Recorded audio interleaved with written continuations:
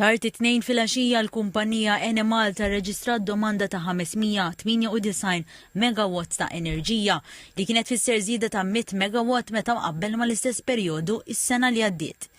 Ma' TVM News iċ-Chairman Eżekuttiv tal-Eni Malta Ryan Fava spjega li sħana wassit biex diġà laħqet l-ogħla domanda ta' enerġija irreġistrata is-sena li għaddiet. Il-bieraħ ilħaqna il-load ta' 598 megawatts li tista' tgħid ilħaqna dik il-load peak li lħaqna s-sena l-oħra fit-18 ta' Lulju. Ġifieri meta wieħed jikkonsidra anke l-varjazzjoni tat-temperaturi li qed ikollna fejn anke rajna f'Ġunju li kellna 5 gradi iktar mis-sena l-oħra. Dan ovvjament ikun qed iżid iktar load fuq in-netwerk tagħna.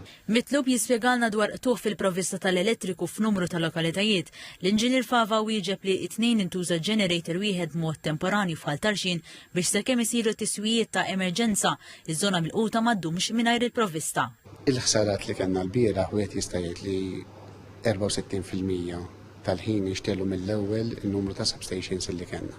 Dawk li ħadu daqsxejn iktar fit-tul kienet peress li ridna mmorru l-enġinier tagħna biex jagħmel l-switching b'mod korrett ħalli nkunu nistgħu nagħtu is-supply lill-klijenti. Għalli għalla ħares ma sarux ix-xogħlijiet li saru fl-aħħar sentejn għax is-sitwazzjoni kienet tiġi kritika.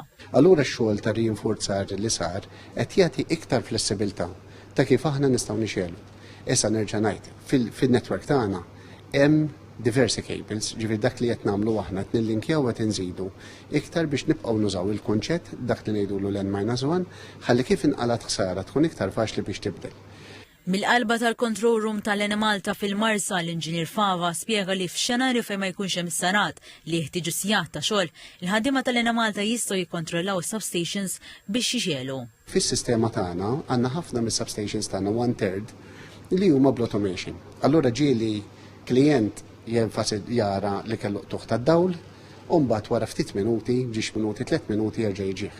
Temm jgħid li l-investiment li għaddew fin-netwerk ta' distribuzzjoni qed isostni l-kapaċità ta' Eni Malta li tindirizza sitwazzjonijiet bħal dawn. Żied li bitqejjed ta' aktar minn 140 km ta' cables ġodda taħt l-art fl-aħħar sentejn l-Eni Malta tista' f'qagħda aħjar li tagħti lura l-provvista tal-enerġija fil-lokalitajiet li fihom sar dan it-titjib fl-infrastruttura.